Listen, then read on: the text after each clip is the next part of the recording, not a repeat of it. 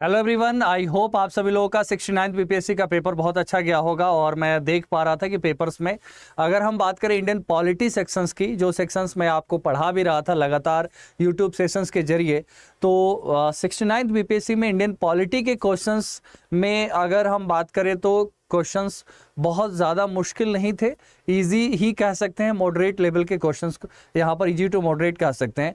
तो यहाँ पर हम देखेंगे सबसे पहले कि इंडियन पॉलिटी सेक्शन के कौन कौन से क्वेश्चंस आए थे। यहाँ पर आप देखिए, जो पहला क्वेश्चन यहाँ पर था, इंडियन पॉलिटी के क्वेश्चंस की मैं बात कर रहा हूँ। The concept of the directive principles of the state policy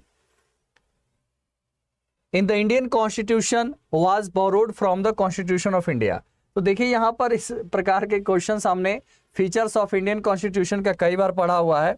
तो इसका आंसर क्या हो जाएगा? आयरलैंड। तो आयरलैंड आपने जितने लोगों ने किया होगा, इस क्वेश्चन का जवाब बिल्कुल सही आंसर है आयरलैंड। तो बिल्कुल यहाँ सही टिक किया हुआ है आयरलैंड।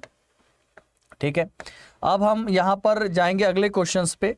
इंडियन पॉलिटी के अगले क्वेश्चंस की अगर हम बात करें तो ये क्वेश्चन आपसे पूछा गया था, Sikkim became the full fledge state of the union of India in the year. अब ये वाला क्वेश्चंस भी बार बार हमने अपने प्रैक्टिस सेशंस के जरिए कराया होगा। तो आई होप हमारे जो स्टूडेंट आप सेशंस में देख रहे हैं तो आप लोग बता सकते हैं कि क्वेश्चंस हम लोगों ने कई बार किया है। हालांकि क्वेश्चंस बहुत ज़्यादा मुश्किल नहीं है, मैं बार बार कह रहा हूँ, लेकिन फिर भी अगर ये क्वेश्चन जो पढ़ के नहीं गया होगा उसका नहीं हो सकता है, क्योंकि इसको तो पढ़ना पड़ेगा। Sikkim became a full fledged state of the union of India in the year. ये हुआ था 36th कॉन्स्टिट्यूशनल अमेंडमेंट एक्ट 1975। तो 1975 इसका बिल्कुल सही जवाब है, 1975 में। अगर हम बात करें इसके आगे क्वेश्चंस की, तो यहाँ पर नेक्स्ट क्वेश्चन जो इंडियन पॉलिटी सेक्शन का है, तो यहाँ पर मैं थोड़ा सा बड़ा कर देता हूँ। देखिए, यहाँ पर कोलेजियम सिस्टम से रिलेटेड एक क्वेश्चन पूछा गया है। कोलेजियम सिस्टम से क्वेश्चन ये आपसे पूछा गया है, कंसीडर द फॉलोइंग स्टेटमेंट। ठीक है, थोड़ा ध्यान देंगे आप सभी लोग। Consider the following statement about the collegium system. और आपको पता है कि सुप्रीम कोर्ट और हाई कोर्ट जजेस की नियुक्ति कोलेजियम प्रणाली के द्वारा की जाती है। कोलेजियम का मतलब क्या होता है? न्यायाधीशों का मंडल। ठीक है, न्यायाधीश मंडल के द्वारा किया जाता है, जिसमें सुप्रीम कोर्ट में 5 जज होते हैं, including chief justice of India, एक सीजेआई प्लस 4 सीनियर मोस्ट जजेस। यहाँ पर इसके रिगार्डिंग पहला जो सेंटेंस आप देखेंगे, the supreme court collegium is a 5 member body which is headed by the incumbent chief justice of India CJI and comprises 4 other senior most judges of the Supreme Court of that time। But यहाँ पर code का प्रयोग करके answer करना है। तो पहला statement यहाँ पर सही है, पहला स्टेटमेंट तो ठीक है, लेकिन हमारा आंसर जो है कोड का यूज करके हमें आंसर करना है। अब हम यहाँ पर देखेंगे दूसरा स्टेटमेंट क्या दिया हुआ है। दूसरा statement, the parliament by law has evolve the collegium system. ऐसा नहीं है। ठीक है, तो यहां पर ये क्या हो गया? गलत स्टेटमेंट है। तीसरा स्टेटमेंट क्या है? द जजेज of the supreme court and High Court are appointed by through the collegium system. The जजेज of the supreme court and the High courts are appointed only through the collegium system. ये statement भी सही है। ठीक है, तो यहां पर देखेंगे, the collegium system was introduced in the year 1993 by Justice PN Bhagwati in the landmark first जजेस केस। तो ये जो है, ये स्टेटमेंट जो है गलत है। यहां पर आपसे क्वेश्चन में पूछा क्या गया है? आपसे पूछा गया है कि which of the following statements are correct. ये क्वेश्चन आपसे पूछा गया है कि कौन सा स्टेटमेंट आपका करेक्ट है। तो यहां पर आंसर क्या हो जाएगा? आंसर हो जाएगा पहला और उसके बाद तीसरा। ठीक है, पहला एंड तीसरा। आंसर क्या हो जाएगा इसमें? डी। यहां पर करेक्ट स्टेटमेंट पूछा गया है, तो पहला और तीसरा यहां पर सही जवाब हो जाएगा। ठीक है, तो इसके बाद यहां पर हम देखेंगे, पहला स्टेटमेंट बिल्कुल सही है, और उसके बाद आपका द कोलेजियम सिस्टम वाज पहला एंड तीसरा क्या है? द जजेज of supreme court and high courts are appointed only through the collegium system. बिल्कुल सही पूछ रहा है, तो पहला एंड तीसरा। ठीक है, आंसर क्या हो जाएगा? यहां पर मैंने क्लिक किया था,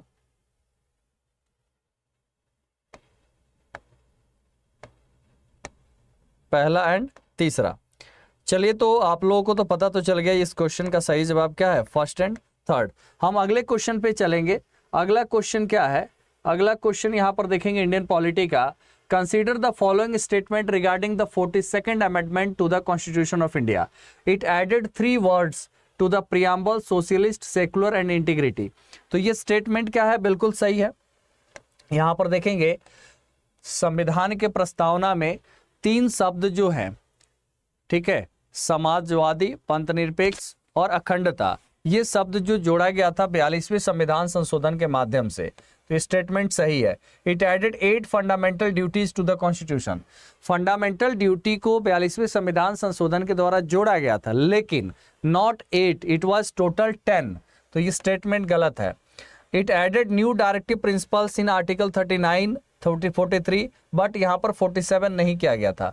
तो स्टेटमेंट तो हम पूरा देखेंगे ना, तो स्टेटमेंट क्या है, गलत है। तीसरा स्टेटमेंट क्या है, गलत है। अब यहाँ पर हम यहाँ देख रहे हैं, इसी क्वेश्चन का एक पार्ट है,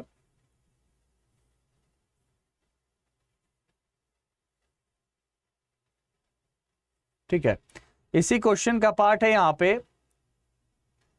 it granted power to the president in consultation with the election commission to disqualify members of the state legislatures. ठीक है, अब यहां पर आप देखें, आपसे पूछा गया कि which of the following statements are incorrect. तो इनकरेक्ट स्टेटमेंट्स इनमें से कौन सा हो जाएगा, इनकरेक्ट स्टेटमेंट्स आपका हो जाएगा इस क्वेश्चन में। एक तो यहां पर देखेंगे आप, इनकरेक्ट स्टेटमेंट क्या हो गया, एक तो इनकरेक्ट स्टेटमेंट हो गया दूसरा, और एक इनकरेक्ट स्टेटमेंट क्या हो गया दूसरा, और एक हो गया तीसरा। तो यहां पर आंसर क्या हो जाएगा इस क्वेश्चन का, इस क्वेश्चन का आंसर हो जाएगा 2 and 3। 2 and 3 is right, option C बिल्कुल सही जवाब है। यहां पर ऑप्शन सी यहां पर सही मार्क किया हुआ है। ठीक है, तो नेक्स्ट क्वेश्चन पे हम चलेंगे। नेक्स्ट क्वेश्चन यहां पर इस सेट में 103 पे पूछा गया है ये क्वेश्चन। यहां पर आप देखेंगे the specifications required for a community to be declared as a scheduled tribe are. अगर किसी कम्युनिटी को अनुसूचित जनजाति घोषित करना है तो उसके लिए क्या स्पेसिफिकेशन रिक्वायर्ड है। यहां पर पहला दिया हुआ है indications of the primitive traits, distinctive culture, यहाँ पर shyness of contact with the community at large, मतलब जो समाज के मुख्य धारा से अलग थलग रहता हो और मुख्य धारा के साथ फिट ना बैठता हो। बैकवर्डनेस एंड ज्योग्राफिकल आइसोलेशन, मतलब ज्योग्राफिकल दृष्टि से, भौगोलिक दृष्टिकोण से देखें, बैकवर्डनेस देखें तो ये बहुत बैकवर्ड और ज्योग्राफिकली रिमोट और ऐसे प्लेसेस पे जो कहीं ना कहीं डेवलप नहीं है। तो यहाँ पर आंसर क्या हो जाएगा, answer all of the above हो जाएगा। इस क्वेश्चन का सही जवाब क्या हो जाएगा, all of the above is a right answer, all of the above. Next question पे हम लोग चलेंगे। यहाँ पर क्वेश्चन आपसे पूछा गया है, इस क्वेश्चन को देखिए ध्यान से। From which country the Indian Constitution has taken reference for the idea of the fundamental rights? अब fundamental rights की idea देखिए, यहाँ पर features of Indian Constitution से 2 क्वेश्चन पूछ लिया गया है। Idea of fundamental rights is taken from the US and it is there in the part 3, Article 12 to 35। अनुच्छेद 12 से 35 संविधान के भाग 3 में क्या है, फंडामेंटल राइट्स है, जो कहाँ से अडॉप्ट किया गया है, ऑब्वियसली अमेरिका से अडॉप्ट किया गया है। ठीक है, लिखित संविधान की अवधारणा हो या फंडामेंटल राइट्स हो। ठीक है, अभी आपने पढ़ा कि आयरलैंड से अडॉप्ट किया गया है डीपीएसपीस, एंड अगर यूनाइटेड किंगडम से बात करें तो parliamentary system, single citizenship. Canada की बात करें तो हमारे जो फेडरल सिस्टम है, फेडरलिज्म को अडॉप्ट किया गया है। आगे हम देखते हैं कि इंडियन पॉलिटी का और कोई क्वेश्चन है या नहीं है। देखिए यहाँ पे है क्वेश्चन, आपसे पूछा गया अनटचेबिलिटी। ठीक है, इसमें कुछ क्वेश्चंस तो बहुत ही आसान है। Untouchability is abolished in which article of Indian constitution, article 17, article यहाँ पर 17 के अंतर्गत। ठीक है, और उसके बाद क्या है, the authority to determine the number of जजेस इन अ हाई कोर्ट। ठीक है, high court rest with which of the following, the authority to determine the number of जजेस इन द हाई कोर्ट। तो इसका सही जवाब आपका क्या हो जाएगा, प्रेसिडेंट हो जाएगा। ठीक है, नेक्स्ट क्वेश्चन की अगर हम बात करें, द फिफ्थ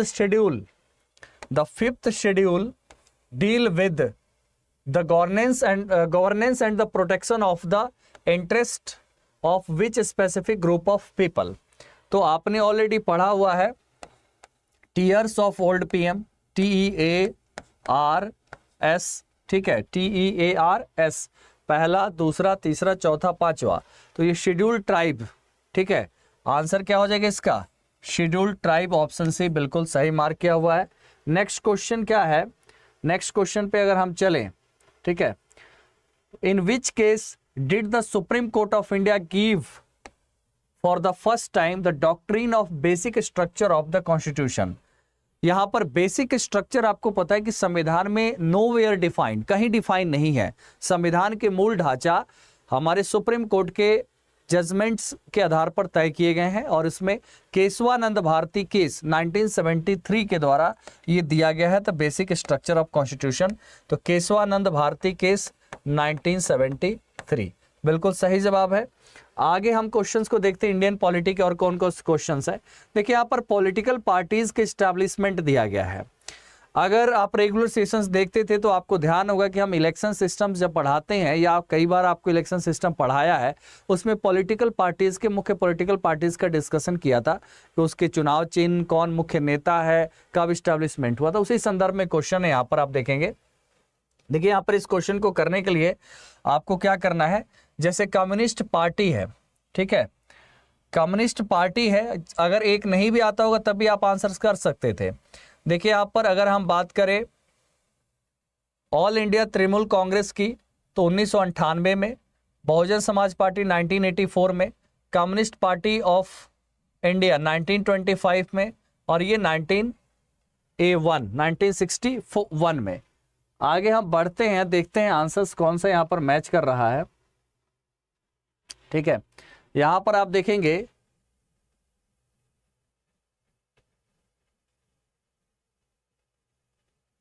C4 यहां पर भी है, ठीक है, C4 यहां पर भी है।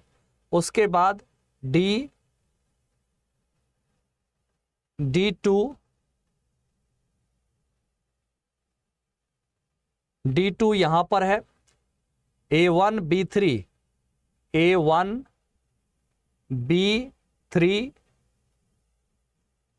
C4 and D2। तो इस गिवन ऑप्शन में ऑप्शन ए इज राइट। यहां पर क्या हो जाएगा, ऑप्शन ए हो जाएगा, ये सही जवाब हो जाएगा इस क्वेश्चन का। आगे हम बढ़ के देखते हैं कि और कोई क्वेश्चन है या नहीं है। ईयर पूछा गया है सबका। एक क्वेश्चन यहां पर पूछा गया है, under which article the speaker can allow any member of the house to speak in his or her mother tongue. यहां पर आपसे पूछा गया कि सदन के जो अध्यक्ष हैं वो किसी भी सदस्य को उनके अपने मातृभाषा में सदन को संबोधित करने की इजाजत दिया जा सकता है, किस आर्टिकल के आधार पर। तो इसका आंसर जो हो जाएगा आर्टिकल 120। कौन सा आर्टिकल हो जाएगा, आर्टिकल 120। सो ऑप्शन सी हो जाएगा इस क्वेश्चन का सही जवाब हो जाएगा, ठीक है। तो आप देख पा रहे हैं कि पिछले बीपीएससी के एग्जाम कंबाइंड कॉम्पिटिटिव की तुलना में क्वेश्चंस की संख्या थोड़ी बड़ी है। सामान्य तौर पर इंडियन पॉलिटी क्वेश्चंस जो होते हैं वो 10 से 11 होते हैं, तो मेरे ख्याल से 1-2 संख्या थोड़ी यहाँ पर ज़्यादा दिख रही है। 12-13 क्वेश्चंस की संख्या आपके इस एग्जाम्स में थी। तो चलिए, आप सभी लोगों ने इंडियन पॉलिटी के क्वेश्चंस तो आपने कर ही दिया होगा। आप सभी लोग बताइए कितने लोग जो हमारी क्लासेस को देख रहे होते हैं, क्लासेस को अटेंड किया था, तो क्या आपके इस क्लासेस अटेंड किए जाने से आपके क्वेश्चंस आए, कितने क्वेश्चंस आपने अच्छे से कॉन्फिडेंस से किया है, ओवरऑल कितना क्वेश्चंस अटेम्प्ट किए हुए हैं, इसकी जानकारी हमें आप कमेंट करके ज़रूर बताइए। बहुत बहुत धन्यवाद, थैंक यू सो मच।